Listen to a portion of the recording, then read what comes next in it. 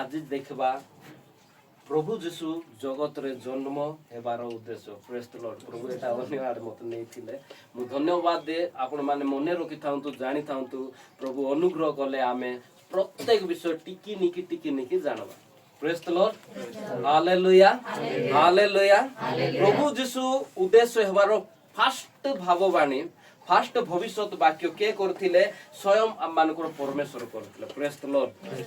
प्रभु जीशु केंती आइबे प्रभु जीशु केंती माध्यम रे प्रभु जीशु कोपटी आइबे सब फास्ट के कहिथिले हमर परमेश्वर आ कहिथिले। हालेलुया होबा को जानिचो आदम रो स्त्री होबा जेतेबेले होबा आज्ञा लंघन करी फल खाई देला ता सहित निजर स्वामी को फल दो दो ए जगत रे किस्ता प्रवेश कला पाप पाप प्रवेश करू करू ए जमी अभिशाप हो गला ए जगह अभिशाप हो गला लोक मान हृदय रे किस्ता भर्ती हैला पाप भर्ती हो प्रेमिकमय परमेश्वर से अटंती। हालेलुया आमर परमेश्वर प्रेम करुथिबा जोगु ए माने भूल रे पाप कर देले पाप जानी जानी करी हबो कि नाही तमे आजी मिसा देखो मुई एबे मिसा जदी गोटे पाप करथिबी जानी जानी कर नथिबी केंती कर दे हबो के गोटे फुसलाई थिबे नले मोर मन मते फुसलाई थिबो जेंती होबा को सर्प फुसलाइला एडा एक ही सत्य आदि पुस्तक 3 रे लिखा है पढ़बे एक ही सत्य वृक्षर सबु गछर फल तो खाइले मध्य चलबो तमर केंती पाप परमेश्वर से मना करचंती फल खाइबा पय एटा खाई देखो नै धीरे प्रार्थना जाउ टिके खाइले की सही जीवबे सलप तो सलप हेले टिके पी सलप पारी मद की हैला मते कोइ संते भाई कहउची सर्पर काम होची शैतान रो काम सर्प बोले शैतान और शैतान रो आत्मा रो काम देखो सर्प शैतान नै सर्प भितरे के पुरला शैतान जदी जने लोक कहउची खराब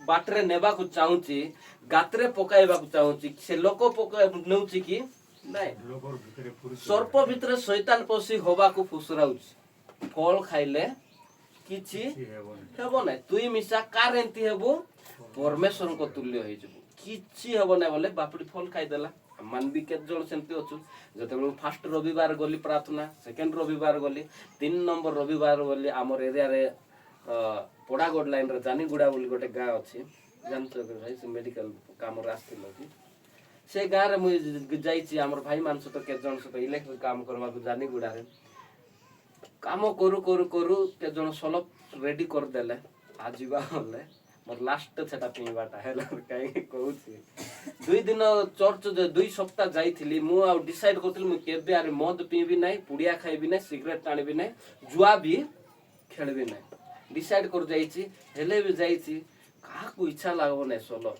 हैं जुमान पीचंती हैं जुमान पीचन से कष्ट से का जानी चंती प्रभारी जोगेंद्र भाई जानी नथि हैला का को इच्छा लागबो नै मते फुसराउ चंती छी मिसान भलो मात्र हमको सब भीतर पुडी जाईछ हमें हमरो जोड़े भाई अचंती आरे गोटे गिलास पीले ताके भी क्रिश्चियन ताके भी नै कि जन्मरु क्रिश्चियन आरे खांटी क्रिश्चियन से माने हम तमे मान बाप्तिस्म नेले गाली करबा क्रिश्चियन जोगेंद्र भाई सेंती लो एला बुढ़ी कि ना बाप्तिस्म नेले खाइबो पिला बेले तो हमर मां बाप मोर चर्च रे नै बाप्तिस्म देचन सेंती कहबा क्रिश्चियन हई रे टिके पी देले की सही जीवबे मद की एटा किस्ता सलप तो गचर रस तो नहीं ये गचर रस पी देले तो तार की सेबो की होई नहीं की बोला पर भाभी पी दे गोटे ग्लास पीली गोटे ग्लास रे तो हबो नै आरी गोटे 2-3 ग्लास पी देली पर घरे गला पर प्रभु जतबेले कथा कहले मैं कांदली प्रभु मैं भूल करते होबा मध्य आदम मध्य से माने कांदले जतबेले से मान को एदन उद्यान रो काढी देले से मानर दुख से माने जानि चल मात्र प्रभु पाप कोला पर छाड़बे नै प्रेज द लॉर्ड मु से दिन पियो पियो मते प्रभु छाड़ले नै गोट रास्ता देखाय आदि पीबार नै से दिन रु बंद वाक्य देले वाक्य रु सुनली वाक्य सुनी सुनी मने रखली ଆଉ ସେ ଦିନରୁ ବନ୍ଦ ହବା ମାନେ ଆଉ ଆଦମ ମଧ୍ୟ ପାପ କଲା ପରେ ଜଗତରେ ପାପ ହେଲା ପାଇଁ ପ୍ରଭୁ ଯୀଶୁ ଆମର ପରମେଶ୍ୱର ଗୋଟିଏ ରାସ୍ତା ଦେଖାଇଲେ ପ୍ରେଜ୍ ଦ ଲର୍ଡ ସେ ରାସ୍ତା କିଛିଟା ଆମେ ଦେଖିବା ଆଦି ପୁସ୍ତକ 3:15 ଆଉ ଆମ୍ଭେ ତୁମର ଓ ନାରୀ ମଧ୍ୟରେ ପୁଣି ତୁମ ବଂଶ ଓ ତାଙ୍କ ବଂଶ ମଧ୍ୟରେ ବୈରଭାବ ଜନ୍ମାଇବା ସେ ତୁମର ମସ୍ତକକୁ ଆଘାତ କରିବେ ଓ ତୁମ୍ଭେ ତାହାଙ୍କ ଗୋଇଠିକୁ ଆଘାତ କରିବ। 16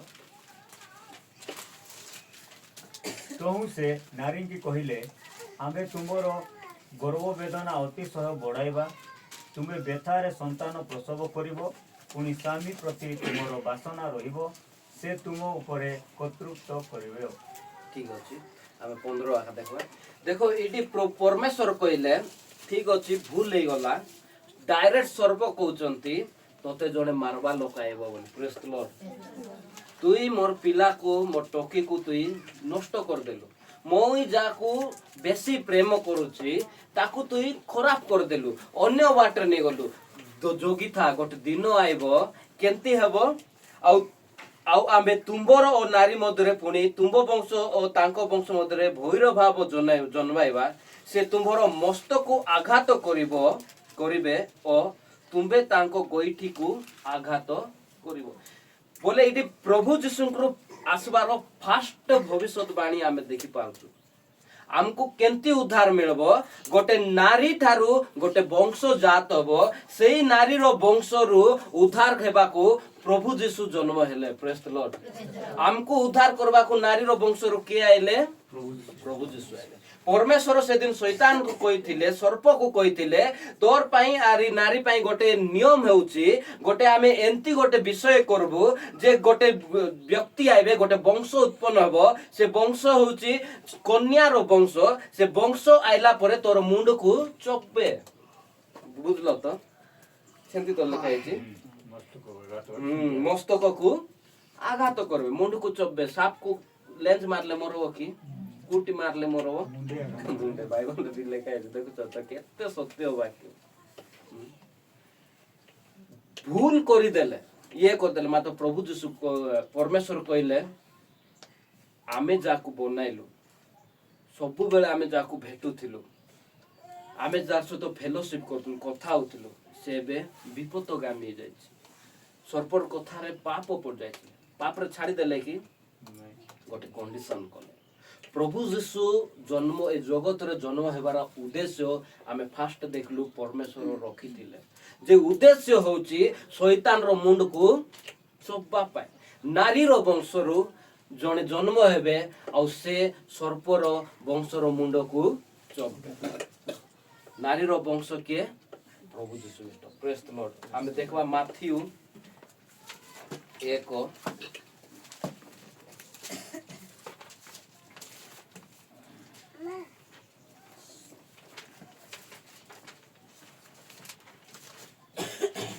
21 ରୁ ପଢବା ସେ ପୁତ୍ର ପ୍ରସବ କରିବେ ସେ ପୁତ୍ର ପ୍ରସବ କରିବେ ବୋଲେ କିଏ ମରିୟମ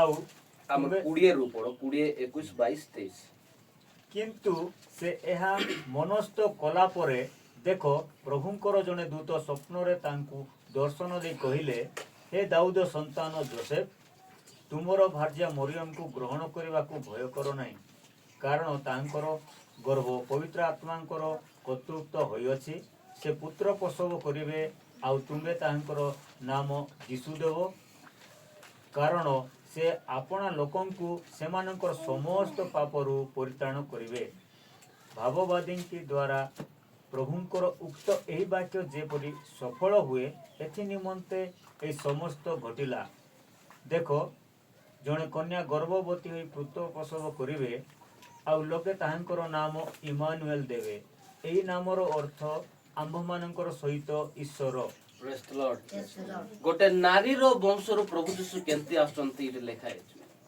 ଯୋସେଫ ଆଉ ମରିୟମଙ୍କର ନିର୍ବନ୍ଧ ହେଇଥିଲା ବୋଲି କିଛିଟା ହେଇଥିଲା ମାଙ୍ଗନି ହେଇଥିଲା ହେଲା ଯୋସେଫ ଆଉ ମରିୟମକୁ ମାଙ୍ଗନି ହେଲା ବେଳେ ଯୋସେଫ ଦେଖୁଛି କେତେ ଦିନ ଗଲା ପରେ ମରିୟମକୁ କେମିତି ଦେଖୁଛି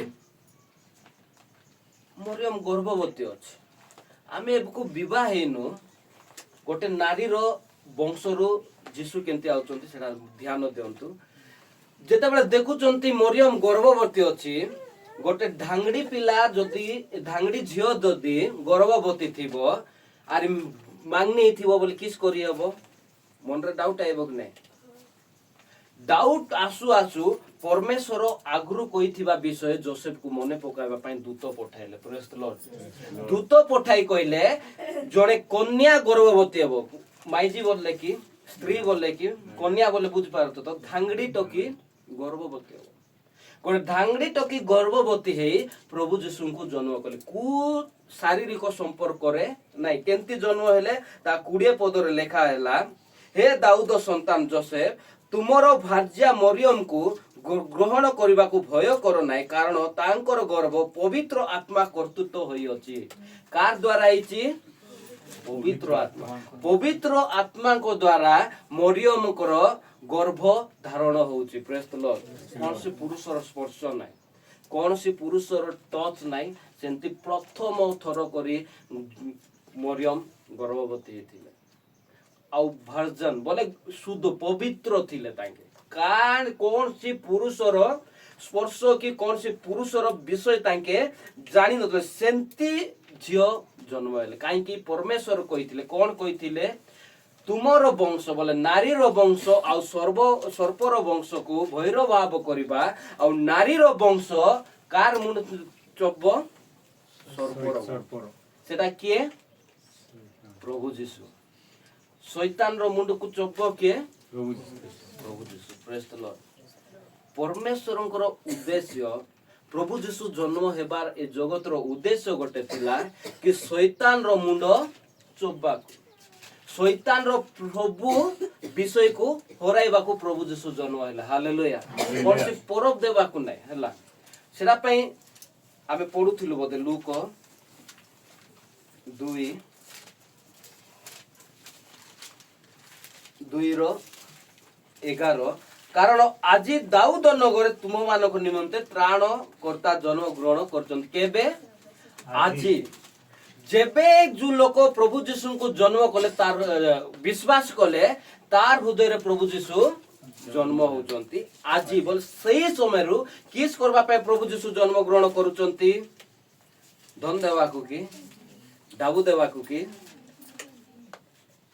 କିସ୍ ଦେବା ପାଇଁ? ପାପରୁ ପରିତ୍ରାଣ, ଉଦ୍ଧାର କରିବା ପାଇଁ। ହାଲେଲୁୟା। ମେନ୍ ଉଦ୍ଦେଶ୍ୟ ପ୍ରଭୁ ଯୀଶୁ ଜନ୍ମ ହେବାର ଶୈତାନର ମୁଣ୍ଡ ନଷ୍ଟ କରିବାକୁ, ଆଉ ମାଥ୍ୟୁ 1:23-21 ଅନୁସାରେ ସମସ୍ତ ପାପରୁ ପରିତ୍ରାଣ ଦେବା ପାଇଁ। ସମସ୍ତ ପାପ ବୋଲି ବୁଝିପାରୁଛ? ସବୁ ବିଷୟ ପାପ ଆଉ ସମସ୍ତ ବିଷୟରୁ ଉଦ୍ଧାର କରିବା ପାଇଁ। ସବୁ ବିଷୟ, ଚୋରି କରବାରୁ, ମିଛ କହିବାରୁ। ଭଲ ଲାଗିବ କି କାହାକୁ? ମତେ କେ ଯଦି ମିଛ କହିଦେଲେ, ମୁଁ ଯଦି ଜାଣିଲି, ମତେ ଭଲ ଲାଗିବ କି? ଆପଣ ମାନଙ୍କୁ କେ ଯଦି ମିଛ କହିଦେବେ, ତମେ ଜାଣିଲ, ଭଲ ଲାଗିବ କି? ଏବେ ମୁଇଁ କହିବି, ଗୋପୀ କହିବି, ଗୋପୀ ତୁ ଜଗିଥା, 10ଟାରେ ମୁଇଁ ଆସିବି, ତାପରେ ମୁଇଁ ଆସିଲେ ଆମେ ପାଡ଼ୁଆ ଯିବା ବୋଲି ହେଲା। କେବେ ଗୋଟେ ଯିବା ନି ଠିକ ଅଛି ବୋଲବ ଗୋପୀ। ଗୋପୀ କିସ୍ କରବ? ଜଗିଥିବ। କେତେଟା ଯାଏ ଜଗବ? 10ଟା। 10ଟାରୁ ଜଗବ, 10ଟାରୁ 11ଟା ଯାଏ ବି ଜଗଲା। କିସ୍ କରବ ତାପରେ? ଜଗିଆ ଥିବ କି?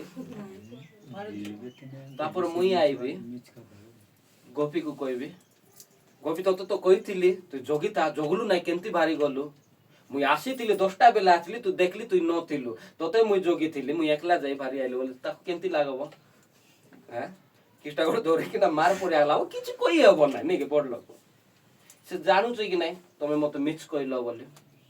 ଯଦି ମିଛ ତାକୁ ପସନ୍ଦ ନାହିଁ, ସେ ଯଦି ମତେ କହିବ ବୋଲେ, ମିଛ ଅନ୍ୟକୁ କହିଲେ ଭଲ ଲାଗୁନାହିଁ, ମିଛ ମତେ ପସନ୍ଦ ନାହିଁ, ମୁଇଁ ଅନ୍ୟକୁ କହିବି ବୋଲେ ପାପ କି ନାହିଁ? ସେଟା ମିଛ କହିବାଟା ପସନ୍ଦ କି ନାହିଁ? ସେ ମିଛ କହିବା ପାପରୁ ବି ପ୍ରଭୁ ଉଦ୍ଧାର କରିବେ। ପରମେଶ୍ୱର ପ୍ରଭୁ ଯୀଶୁ ଜଗତରେ ଆଇବାର ଗୋଟେ କାରଣ ହେଲା ସମସ୍ତ ପାପରୁ ଉଦ୍ଧାର କରିବା ପାଇଁ। ହଇ ହଇ ସେ କହିଥାନ୍ତେ ନେଇକି ଲୋକ ତାଙ୍କୁ କି ଦରକାର ଥିଲା ଦେଖ ଯୋହନ ପୁସ୍ତକରେ ବହୁତ ସୁନ୍ଦର ଲେଖା ହେଇଛି ଯୋହନ 1:1 ଆଦ୍ୟରେ ବାକ୍ୟ ଥିଲେ, ବାକ୍ୟ ଈଶ୍ୱରଙ୍କ ସଙ୍ଗରେ ଥିଲେ, ସେଇ ବାକ୍ୟ ଈଶ୍ୱର ଥିଲେ। ସେ ଆଦ୍ୟରେ ଈଶ୍ୱରଙ୍କ ସହିତ ଥିଲେ ତାହାଙ୍କ ଦ୍ୱାରା ସମସ୍ତ ସୃଷ୍ଟ ହେଲା ଆଉ ଯେ ସମସ୍ତ ସୃଷ୍ଟ ହୋଇଛି ସେଥି ମଧ୍ୟରୁ ଗୋଟିଏ ସୁଦ୍ଧା ତାହାଙ୍କ ବିନା ସୃଷ୍ଟି ହୋଇନାହିଁ ଏଟା ପ୍ରଭୁ ଯୀଶୁଙ୍କ ବିଷୟ କହୁଛନ୍ତି ହେଲା ଆଦ୍ୟରେ ବୋଲେ ଆରାମରୁ କଣ ଥିଲେ ବାକ୍ୟ ଥିଲେ ଆଉ ବାକ୍ୟ କାର ସହିତ ଥିଲେ ଈଶ୍ୱରଙ୍କର ସଙ୍ଗେ ଥିଲେ ସେଇ ବାକ୍ୟ ଈଶ୍ୱର ଥିଲେ ଆଉ ସେଇ ଈଶ୍ୱର ନେଇକି ଆଦ୍ୟରେ ଈଶ୍ୱରଙ୍କ ସହିତ ଥିଲେ ତାହାଙ୍କ ଦ୍ୱାରା ସମସ୍ତ ସୃଷ୍ଟି ହେଇଛି କେ ସୃଷ୍ଟି କରିଛି ବାକ୍ୟ ହେଲା ଯୋହନ 1:2 ଅନୁସାରେ ବାକ୍ୟ ଦ୍ୱାରା ଏ ସୃଷ୍ଟି ହେଲା ବାକ୍ୟ ଦ୍ୱାରା ସୃଷ୍ଟି ହେଲା କି ନାଇଁ ଆଦି ପୁସ୍ତକ 1 ତ ପଢିଥିବ ବାଇବଲ ନୂଆ ଆଦି ପୁସ୍ତକ 1 ତ ପଢିଥିବ ଆକା ନେଇ ଆମେ ସମସ୍ତେ ବାଇବଲ ପାଇଲୁ ପଢୁ ପଢୁ ଦେଖୁଛୁ ଆଦ୍ୟରେ ପରମେଶ୍ୱର ସ୍ୱର୍ଗ ଓ ପୃଥିବୀ ସୃଷ୍ଟି କଲେ ଆଉ କହୁ ଦୀପ୍ତି ହଉ କୋଉ କିସଟା ହେଲା ଦୀପ୍ତି ବୋଲେ ବାକ୍ୟ ବୋଲେ କିସଟା କହିବାଟା ବାକ୍ୟ ବୋଲେ ଆମର ପାଟିରୁ ଯୋଉଟା ବାହାରୁଛି ସେଟା କିସ କହିବେ ବାକ୍ୟ ଆମେ ଯୋଉମାନେ ପାଠ ପଢୁଛୁ ବାକ୍ୟ ରଣ ପଢିଛୁ ନାଇଁ କି ସେମିତି ଆକା ବାକ୍ୟ ଦ୍ୱାରା ସବୁ ସୃଷ୍ଟି ହେଲା ଦୀପ୍ତି ହେଲା ଗଛ ହଉ ଗଛ ହେଲା ପାଣି ହଉ ସବୁ ହେଲା କାର ଦ୍ୱାରା ହେଲା ବାକ୍ୟ ଦ୍ୱାରା ବାକ୍ୟ କାର ସହିତ ଥିଲେ ଈଶ୍ୱରଙ୍କ ସହିତ ଥିଲେ ପରମେଶ୍ୱରଙ୍କ ସହିତ ଥିଲେ ତାଙ୍କୁ କି ଦରକାର ଥିଲା ଆଇବା ପାଇଁ ଦରକାର ଥିଲା କି ମାତ୍ର କେମିତି ପ୍ରେମ ଦେଖ ପ୍ରଭୁ ଯୀଶୁ ଖ୍ରୀଷ୍ଟ ସେ ନିଜେ ଈଶ୍ୱର ହେଇ ସେ ସୃଷ୍ଟିକର୍ତ୍ତା ହେଇ କେମିତି ଜନ୍ମ ହଉଛନ୍ତି ଗୋଟେ ମଣିଷ ହେଇକିନା ପ୍ରେଜ୍ ଦ ଲର୍ଡ ଜାଣବାର ଅଛି ମୋର କଷ୍ଟ ମୋର ପରମେଶ୍ୱର ଜାଣୁଛନ୍ତି କି ନାଇଁ ଜାଣୁଛନ୍ତି ମୋର ଆତ୍ମା ପରମେଶ୍ୱର ଆତ୍ମା ବିଷୟ ସବୁ ଜାଣିଲେ ଏ ଶରୀରର କଷ୍ଟ ବି ଜାଣବାର ଅଛି ବୋଲି କିଏ ଆଇଲେ ପରମେଶ୍ୱର ଆଇଲେ ଏତିକି ମନେ ରଖନ୍ତୁ କି ଦରକାର ଥିଲା ଏବେ ଗୋଟେ କଲେକ୍ଟର ଛାଡିକିନା ଗୋଟେ ଚପରାସୀ ହେବ କି ପିଅନ ହେବ କି ହେବ ପରମେଶ୍ୱର ଗୋଟେ ସୃଷ୍ଟିକର୍ତ୍ତା ଦେଖ ସମସ୍ତଙ୍କର ଭଗବାନ ଭିନ୍ନ ଅଟନ୍ତି କେମିତି ସମସ୍ତଙ୍କର ଭଗବାନ କିସ ପାଇଁ ଆଇଲେ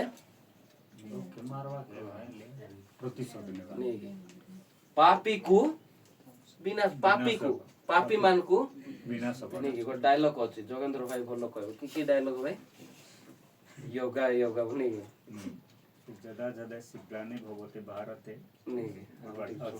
जे कि कोई विषय हो नहीं जुग जुग जेते बेले पापी माने बढुचंती ग्रंथ अनुसार सेते बेले गोटे पुरुष जन्म होउचे आ सब पापी को बोले भगवान जन्म होयंती आरे पापी मान को विनाश करत मात्र प्रभु यीशु सेंते आइले कि नाही प्रभु यीशु भगवान ही जन्म हेले ना प्रभु यीशु बोले ए जगतर पाप को पापी मान को मारबा पाई जन्म हेले ना प्रभु यीशु केंती जन्म हेले मनुष्य ही जन्म हेले आ मनुष्य ही जन्म हेला पर शरीर देह धारण कले जोहन 1:14 लेखा अछि तो देह धारण करी मनुष्य ही जन्म हेले उद्देश्य कोन पाप को जयलाभ करी हबो पापी को जदि आज विनाश करि थांते प्रभु यीशु गोटे लोक भी बंची थांते कि एबे मध्य जदि जू रूप मिशा नहीं किना जदि भगवान ग्रहण करी किना आसबे जेतकी जन मानुचंती से भगवान से मान को आगे मारबे कि नहीं पापी मान को मारबार अछि बोले को मंदिर जाऊ कि को मस्जिद जाऊ कि को चर्च जाऊ के अछंती जे पापी नहीं कहलो निजको टिके देखबा कि मु केथि भलटा आमे जानि पारुछु जदि जणे आइबो पापी मान को मारबी बोल के बंचबे गोटे लोक भी थिबे चाटी पिंपड़ी मिसा न थिबे कि गोटे लोक भी बुझि पारुछु तो कि बुझि होउछि तो पापी मान को जदि विनाश करबार अछि के जदि आइले गोटे लोक भी न थिबे गोटे धार्मिक लोक भी न थिबे सबु पापी जणे सुदा धार्मिक नांते रोमियो पुस्तक लिखा आउ समस्त भी जानी चंदी से निजे पूजा करू भी जानी थिबो मुई पापी मुईटी वाक्य कहूची मात्र मुई सब दिन मुई निज को अनुसंधान करूची मुई मध्य ପାପୀ ଆକା ମୁଇଁ ଧାର୍ମିକ ନାହିଁ ମାତ୍ର ଧର୍ମ ପଥରେ ଆମେ ଚାଲୁଛୁ ପ୍ରେଜ୍ ଦ ଲର୍ଡ ପାପରେ ଆମେ ନ ବୁଡବୁ ବୋଲି ପ୍ରଭୁ ଯୀଶୁ ଜନ୍ମ ଗ୍ରହଣ କଲେ ସମସ୍ତ ପାପରୁ ପରିତ୍ରାଣ କରିବା ପାଇଁ ପ୍ରଭୁ ଯୀଶୁ ଜନ୍ମ ଗ୍ରହଣ କଲେ ହାଲେଲୁୟା ହାଲେଲୁୟା ବୁଝିପାରୁଛ କେତେ ଆନନ୍ଦ ଲାଗୁଛି ପାପରେ ବୁଡି ବୁଡି ଯାଉଥିଲି ମୁଇଁ ପଡି ଯାଉଥିଲି ମାତ୍ର ପ୍ରଭୁ ଯୀଶୁଙ୍କର ଜନ୍ମ ଗ୍ରହଣ ଦ୍ୱାରା ମୁଇଁ ପାପରୁ ଏବେ ମୁଇଁ ବାହାରୁଛି ନହେଲେ କି ଦରକାର ଥିଲା ମୋର ଡାବୁ ମୋର ପଇସା ମୋର ଧନ ମୋର ଗାଡି ମୋର ମାଇଜି ମୋର ପିଲା ନାଇଁ ସବୁ ମୋରଟା ମୁଁ ଯେମିତି ହେଲେ ତୋର କିଛିଟା ଯିବ କି ବୋଲୁ ନାଇଁ ତୋର କିଛିଟା ଯାଉଛି କି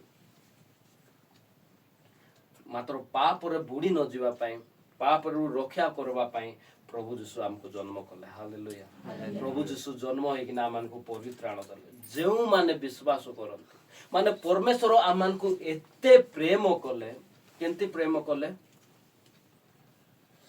ଯୋହନ 3:16 କାରଣ ଈଶ୍ୱର ଜଗତକୁ ଏଡେ ପ୍ରେମ କଲେ ଯେ ତାଙ୍କର ଏକମାତ୍ର ଅଦ୍ୱିତୀୟ ପୁତ୍ରକୁ ଦାନ କଲେ ଯେପରି ଯେ କେହି ତାଙ୍କ ଠାରେ ବିଶ୍ୱାସ କରେ ସେ ବିନଷ୍ଟ ନ ହେଇ ଅନନ୍ତ ଜୀବନ ପ୍ରାପ୍ତ ପ୍ରେଜ୍ ଦ ଲର୍ଡ ଆମେ ବିଶ୍ୱାସ କଲୁ ଅନନ୍ତ ଜୀବନ ପାଇଛୁ ହାଲେଲୁୟା ଆମେ ପୁରା ଚେଞ୍ଜ ହେଇନୁ ଆମଟି ଏବେ ମଧ୍ୟ ଭିତରେ ଅଛି କ୍ରୋଧ ଅଛି ହିଂସା ଅଛି ଈର୍ଷା ଅଛି କୂଟ ଅଛି କପଟ ମାତ୍ର ଆମେ ଜାଣିଛୁ ଆମେ ବିଶ୍ୱାସ ଯେପରି କଲୁ ସେ ସବୁ ଧୀରେ ଧୀରେ ଯାଉଛି କି ନାହିଁ ଆଉ ଏମିତି ଦିନ ଆଇବ ପ୍ରଭୁ ଯୀଶୁ ଯେତେବେଳେ ମେଘମାଳାରୁ ଆଗମନ କରିବେ ସେତେବେଳେ ଆମେ ସବୁ ରୂପାନ୍ତରିତ ହେବା ପ୍ରେଜ୍ ଦ ଲର୍ଡ ଚେଞ୍ଜ ହେଇଯିବା ଆଉ ସେତେବେଳେ ଆରି ପାପ ନଥିବ ସେତେବେଳେ ଆମେ ପ୍ରଭୁ ଯୀଶୁଙ୍କ ସହିତ ଆମେ ପଳାଇବା ଆମକୁ ଯଦି ଲୋକ ଏବେ ମାରି ଫିଙ୍ଗି ଦେଲେ ମିଶା କିଡା ମାକଡା ଖାଇଲେ ମିଶା ଆମର କିଛି କ୍ଷତି ହବନି କାହିଁକି ପ୍ରକାଶିତରେ ଅଛି ଆମେ ଧୀରେ ଧୀରେ ଶିଖିବା ପ୍ରଭୁ ଯୀଶୁ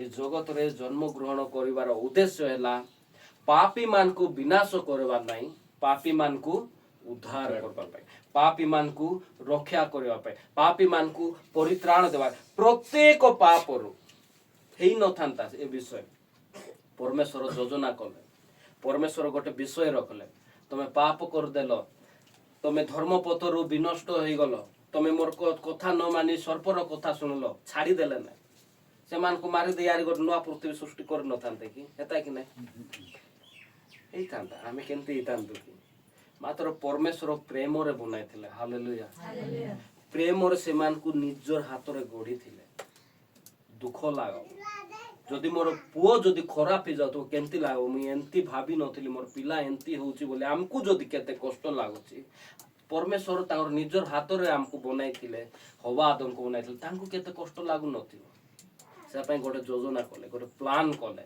କିଏ ଜଣେ ଆଇବାର ଅଛି ଦେଖିଲେ କିଏ ମିଳିଲେ ତାଙ୍କର ନିଜର ଅଦ୍ୱିତୀୟ ପୁତ୍ର ତାଙ୍କୁ ପଠାଇଲେ ତୁ ଏବେ ଯା ଜନ୍ମ ଗ୍ରହଣ କରେ ଆଉ ସମସ୍ତଙ୍କର ପାପରୁ ସମସ୍ତଙ୍କୁ ଉଦ୍ଧାର କରେ ନାରୀର ବଂଶରୁ ଗୋଟେ କନ୍ୟାର ବଂଶରୁ ପ୍ରଭୁ ଯୀଶୁ ଜନ୍ମ ହେଇଥିଲେ କେମିତି କୌଣସି ପୁରୁଷର ସ୍ପର୍ଶରେ ନାହିଁ ଲୁକ 1:35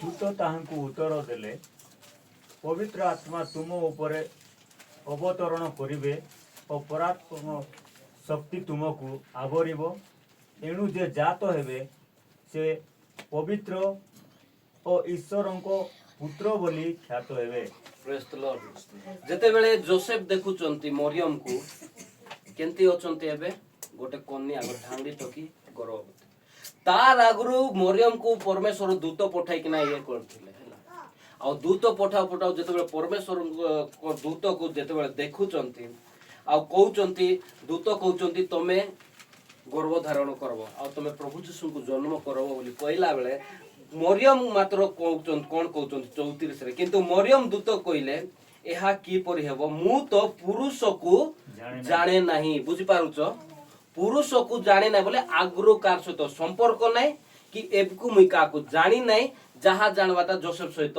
ଏଙ୍ଗେଜମେଣ୍ଟ ହେବା ସେତିକି ତାର ସହିତ ଛୁଆଁ ଛୁଇଁ ନାହିଁ କି ବସା ଉଠା ନାହିଁ କୋଉ ପୁରୁଷକୁ ଜାଣି ଏଟା କେମିତି ହେବ ସ୍ୱାମୀ ସ୍ତ୍ରୀର ମିଳନରେ ଏକ ପୁଅ ଝିଅ ହେବ ନାଇଁ ତାର ବିନା ହେବ ନାହିଁ ମାତ୍ର ପରମେଶ୍ୱର ଆମମାନଙ୍କୁ ରକ୍ଷା କରିବା ପାଇଁ ଗୋଟେ କନ୍ୟାକୁ ବାଛିଲେ ସେ ହଉଛନ୍ତି ମରିୟମ କନ୍ୟାକୁ ବାଛିଲେ ଆଉ ସେ କନ୍ୟା ଉପରେ କେମିତି ହେବ ବୋଲି ତାଙ୍କେ କ୍ୱେଶ୍ଚିନ୍ କଲେ ଇମ୍ପସିବୁଲ। ମାତ୍ର ଦୂତ କହୁଛନ୍ତି, ଦୂତ ତାଙ୍କୁ ଉତ୍ତର ଦେଲେ, ପବିତ୍ର ଆତ୍ମା ତୁମ ଉପରେ ଅବତରଣ କରିବେ ଓ ପରାତ୍ମରକ ଶକ୍ତି ତୁମକୁ ଆବରିବ, ଏଣୁ ଯେ ଜାତ ହେବେ ସେ ପବିତ୍ର ଓ ଈଶ୍ୱରଙ୍କ ପୁତ୍ର ବୋଲି ଖ୍ୟାତ ହେବେ। ପ୍ରେଜ୍ ଦ ଲର୍ଡ। ପବିତ୍ର ଆତ୍ମା ଦ୍ୱାରା ଗୋଟେ ନାରୀର ବଂଶରୁ ପ୍ରଭୁ ଯୀଶୁ ଆସୁଛନ୍ତି ସର୍ପର ମୁଣ୍ଡକୁ ଚୂର୍ଣ୍ଣ କରିବା ପାଇଁ। ପ୍ରେଜ୍ ଦ ଲର୍ଡ। ପବିତ୍ର ଆତ୍ମାର କର୍ତ୍ତୃତ୍ୱରେ ମରିୟମ ଯୀଶୁଙ୍କୁ ଜନ୍ମ କରୁଛନ୍ତି। ଉଦ୍ଦେଶ୍ୟ କ'ଣ? ଶୈତାନର ସବୁ ଶକ୍ତିକୁ ନଷ୍ଟ କରିବା ପାଇଁ। ଶୈତାନ ଯେତିକି ଆମର ଭିତରେ ପାପ ଭରି ଦେଇଛି ସେ ପାପରୁ ପରିତ୍ରାଣ କରିବା ପାଇଁ। ହାଲେଲୁୟା। ସେଦିନ ଯୋସେଫ ମଧ୍ୟ ଛାଡ଼ିଦେବା ପାଇଁ ଗୁପ୍ତରେ କାହାକୁ ନ କହୁଣୁ ଏମିତି ଗୋଟେ ଟୋକିକୁ ମୁଁ ବିବାହ ହେବି ବୋଲି ଛାଡ଼ି ଦେଉଥିଲେ। ଯୋସେଫ ମରିୟମର ସ୍ୱାମୀ, ଏଙ୍ଗେଜମେଣ୍ଟ ଛାଡ଼ି ଦେବାର ଥିଲେ, ମାତ୍ର ଦୂତ ଆସି କହୁଛନ୍ତି ତମେ ଜାଣିପାରୁନ ସେ କାହାକୁ ଜନ୍ମ କରୁଛନ୍ତି। ତମେ ଜାଣ, ତମେ ଇଏ କର, ଜାଣ ଯେ ପ୍ରଭୁ ଯୀଶୁ ଆଙ୍କର ଗର୍ଭରେ ଅଛନ୍ତି। ପବିତ୍ର ଆତ୍ମାର କର୍ତ୍ତୃତ୍ୱରେ ମରିୟମ ଗର୍ଭ ଧାରଣ କରୁଛନ୍ତି। ସେତିକି କହୁ କହୁ ଯୋସେଫ ପ୍ରାର୍ଥନା କରୁଛନ୍ତି, ପ୍ରଭୁ ମୁଁ ଡାଉଟ୍ କଲି, ମୁଁ ମୋ ସ୍ତ୍ରୀକୁ ମନେ ମନେ ପରିତ୍ୟାଗ କରିବାକୁ ମୁଁ ଚିନ୍ତା କରୁଥିଲି, ମୋତେ କ୍ଷମା କର, ମୁଁ ଗ୍ରହଣ କରୁଛି। ତାପରେ ପ୍ରଭୁ ଯୀଶୁ ଜନ୍ମ ହେଲା। ହାଲେଲୁୟା। ପ୍ରେଜ୍ ଦ ଲର୍ଡ। ପରମେଶ୍ୱରଙ୍କର ଉଦ୍ଦେଶ୍ୟ ଏଇ ଜଗତରେ ଜନ୍ମ ହେବାର, ଆମେ ସମସ୍ତେ ତାଙ୍କର ସନ୍ତାନ ହେବା ପାଇଁ। ହାଲେଲୁୟା। ଆମେ ସମସ୍ତେ ଅନନ୍ତ ଜୀବନ ପାଇବା ପାଇଁ। ଆମେ ମରବାର ଥିଲୁ, ମାତ୍ର ଆମର ପରମେଶ୍ୱର ତାଙ୍କର ଅଦ୍ୱିତୀୟ ପୁତ୍ରକୁ ପଠାଏ ଆମମାନଙ୍କୁ ଅନନ୍ତ ଜୀବନ ଦେଲେ। ସବୁକୁ ନାହିଁ, ଯେଉଁମାନେ ବିଶ୍ୱାସ କରନ୍ତି ସେମାନେ ଅନନ୍ତ ଜୀବନ ପ୍ରାପ୍ତ ହୁଅନ୍ତି। ପ୍ରଭୁ ଯୀଶୁଙ୍କୁ ମୁଁ ଧନ୍ୟବାଦ ଦିଏ, ସେ ଆମ ଲାଗି ଜନ୍ମ ହେଲେ କୌଣସି ପରବ ଦେବା ପାଇଁ ନାହିଁ। ଆଉ ଦେଖିବା ଗାଲାତୀୟ 4:6।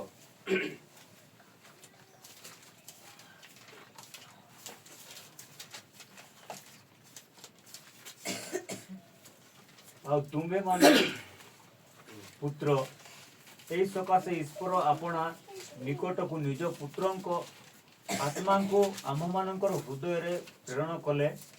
ସେଇ ଆତ୍ମା ଆବା ପିତ ବୋଲି ଡାକନ୍ତି। ଏଣୁ ତୁମେ ଆଉ ଦାସ ନୁହଁ କିନ୍ତୁ ପୁତ୍ର। ପୁଣି ଯଦି 4:6 ମୁଁ ପଢୁଛି, କିନ୍ତୁ କାଳ ସମ୍ପୂର୍ଣ୍ଣ ହୁଅନ୍ତେ ଈଶ୍ୱର ଆପଣା ନିକଟରୁ ନିଜ ପୁତ୍ରକୁ ପ୍ରେରଣ କଲେ।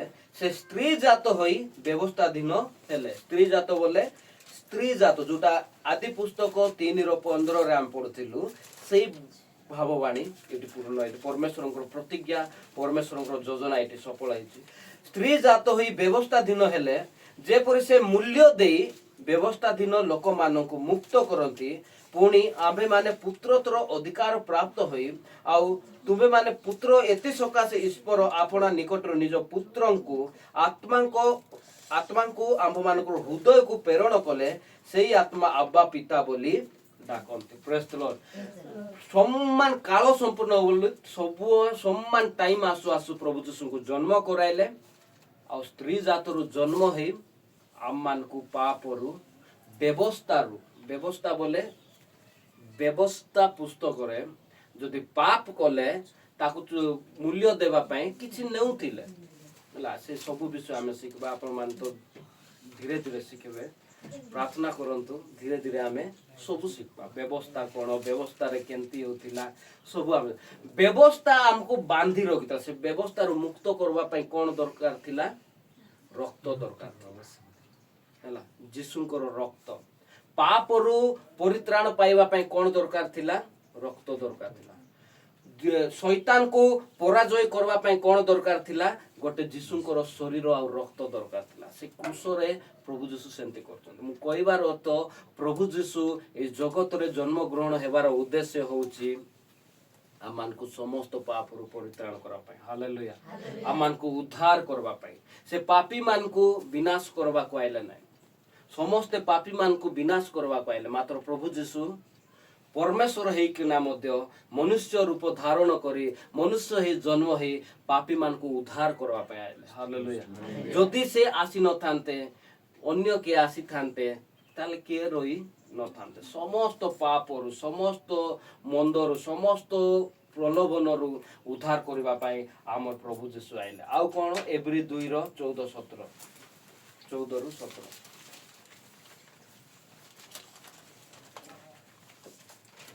ଅତଏବ ତୁମ୍ଭେମାନେ ରକ୍ତ ମାଂସର ସୌଭାଗୀ ହୋଇଥିବାରୁ ସେ ମଧ୍ୟ ନିଜେ ସେହିପରି ସେଥିର ସୌଭାଗୀ ହେଲେ, ଯେପରି ମୃତ୍ୟୁ ଦ୍ୱାରା ମୃତ୍ୟୁର ଅଧିକାରୀକୁ ଅର୍ଥାତ୍ ଶୟତାନକୁ ବିନାଶ କରନ୍ତି, ପୁଣି ମୃତ୍ୟୁର ଭୟରେ ଯେଉଁମାନେ ଯାବଜ୍ଜୀବନ ଦାସତ୍ୱର ବନ୍ଧନରେ ଥିଲେ ସେମାନଙ୍କୁ ସେ ଉଦ୍ଧାର କରନ୍ତି।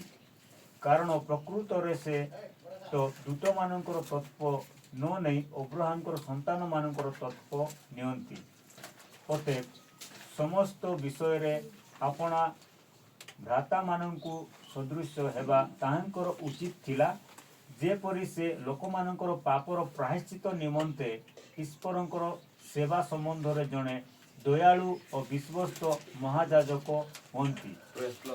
ଏଠି ଲେଖା ଅଛି ସନ୍ତାନ ମାନେ ରକ୍ତ ମାଂସର ସୌଭାଗୀ ହୋଇଥିବାରୁ ସେ ମଧ୍ୟ ନିଜେ ରକ୍ତ ମାଂସର ସେଇପରି ସେଥିର ସୌଭାଗୀ ହେଲେ। ରକ୍ତ ମାଂସର ସୌଭାଗୀ ବୋଲେ ପରମେଶ୍ୱର ହେଇ ମିଶା ଆମେ ମାନେ ଯେମିତି ରକ୍ତ ମାଂସର ସେ ପ୍ରଭୁ ଯୀଶୁ ବୋଲି ସିନା ପାପ କଲେ ନାହିଁ ବୋଲି କେତେ ଜଣ ଧାରଣା ଥିବ। ପ୍ରଭୁ ଯୀଶୁ ପରମେଶ୍ୱରଙ୍କ ବୋଲି ସିନା ସେମାନେ ସେ ପାପ କଲେ ନା ନାହିଁ। ଆମେ ଯେମିତି ରକ୍ତ ମାଂସ ନାଇକି ଶରୀରକୁ ଯେମିତି ଦରକାର ପାପ ନାଇକି ଶରୀରକୁ ସବୁବେଳେ ଖରାପ ଜିନିଷ ବେଶୀ ପସନ୍ଦ ଲାଗବ। ବେବିଚାର ପସନ୍ଦ ଲାଗବ, ମଦ ପିଇବାକୁ ପସନ୍ଦ ଲାଗବ ଓ ଯେତିକି ଖରାପ ବିଷୟ ଏ ଶରୀର ପାଇଁ ଏକା କରୁଛୁ। ଭଲ ଭଲଟା ଖାଇବାକୁ ଇଚ୍ଛା ଲାଗବ କିସ ପାଇଁ? ଏ ଶରୀର ପାଇଁ।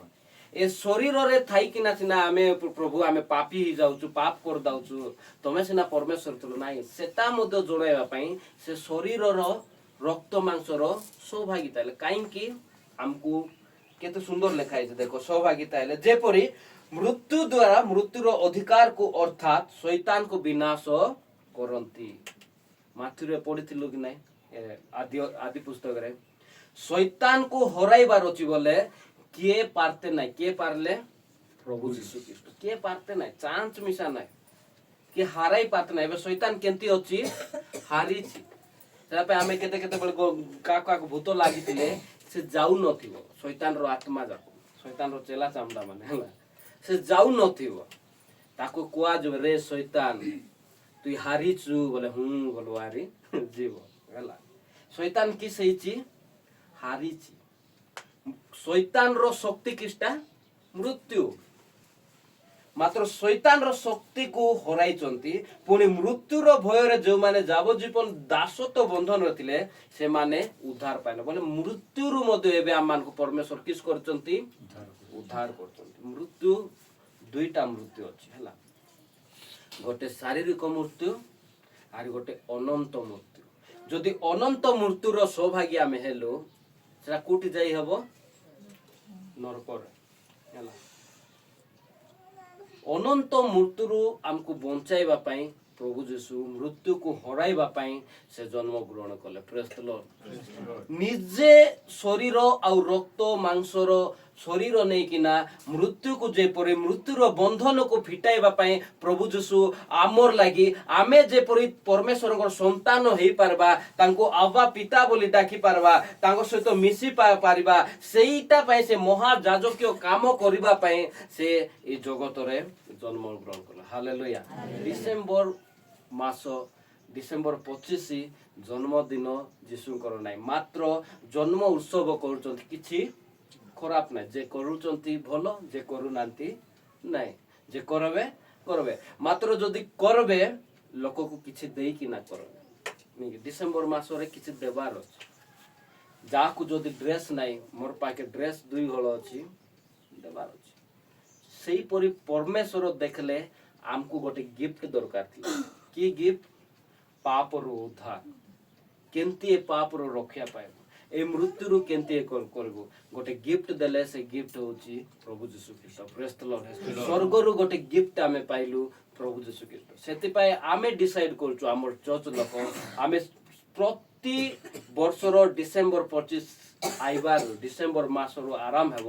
କାହାକୁ କିଏ କମ୍ବଳ ଦେବେ, କିଏ କାହାକୁ ଗରମ ପୋଷାକ ଦେବେ, କିଏ କାହାକୁ ଡ୍ରେସ୍ ଦେବେ, କିଏ କାହାକୁ ଦାନ ପଠାଇବେ, କିଏ କାହାକୁ ମିଠା ପଠାଇବେ। କାହିଁକି? ଏଟା ଦେବାର ମାସ ଅଟେ। ଆଉ ପରମେଶ୍ୱର ଆମମାନଙ୍କୁ ପ୍ରଭୁ ଯୀଶୁଙ୍କୁ ଦେଲେ ହାଲେଲୁୟା ସେ ଏପରି ପ୍ରେମ କଲେ ତାଙ୍କର ଏକମାତ୍ର ପୁତ୍ରକୁ ଜଗତକୁ ଦେଇଦେଲେ ଜଗତକୁ ପଠାଇ ଦେଲେ ଏ ଜଗତର ଲୋକମାନେ ରକ୍ଷା ପାଆନ୍ତୁ ପ୍ରଭୁ ଏ ବାକ୍ୟ ଦେଇ ସମସ୍ତଙ୍କୁ ଆଶୀର୍ବାଦ କରନ୍ତୁ।